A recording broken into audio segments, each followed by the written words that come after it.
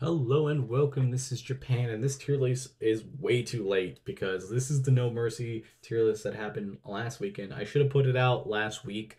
I ran into a lot of issues outside, but not really an excuse. Just haven't got a chance to do it. So I just figured I still wanted to put this on record and go and put it in a tier list. So we're gonna do the tier list, and I know it's a little late, so hopefully it's still topical. Because yeah, that kind of sucked, but let's just jump right into it. So right off the bat, we had the tag team match. This match was absolutely insane. Um, just even ignoring the ending, that these four men absolutely cooked at everything they did out there. Obviously, Axiom and Nathan Frazier have always had some really cool high flying stuff.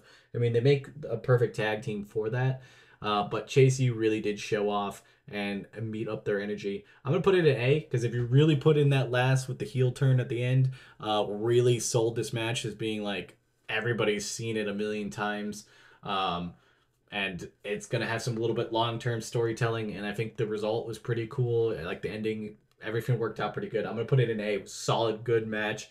Um, there's not much else they could have changed. Just maybe honestly can't think much of anything. So I think A is always a solid thing. My thing is like, you know an S tier match and you know an A tier match. Like there's a match that just does everything correctly. It looks good. You watched it. It's palpable. You put it in A tier. S tier matches are the ones that you got to show a friend. You got to do this. You got to do that. You know, you can definitely feel the difference. And that was how I feel with it. It was a great match. Definitely worth watching if you haven't watched it. But there's other matches that have been better. And I've done better stuff. I mean, hey, this card in general is a stacked card. Next up, we got Wesley versus Zach Wins. It's really cool. You know, you see a TNA guy come in here and show off because I'm not really big into knowing that far back in NXT when he was in NXT or the Rascals in general. And I don't watch a ton of TNA, just enough to keep some of the stuff in mind. So seeing him and all that and seeing what he's all about was awesome to see. I think the match between each other really did have a lot of heat because they definitely were trying to show off that they do not like each other, and I think it worked out really well because we could definitely feel that way. So I'm gonna put this in A tier also. Just really amazing. I feel like this card is very hard to pick certain stuff because I think if you think about it as the entire card, there was just a lot of greatness. It was way better than Bash at Berlin.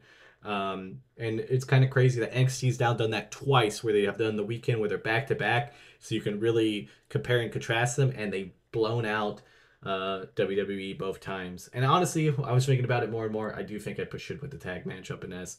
I even had it in my notes as being a little higher into S, but I was kind of like thinking about it, and then I was like, just talking about it automatically have to put it up there. But Wesley and Zach Wins absolutely cooked out there. And I thought the result was interesting by having Wesley actually lose. I didn't really expect that at all. So that was kind of surprising, and I like that. Next up, we have the North American Women's Championship match.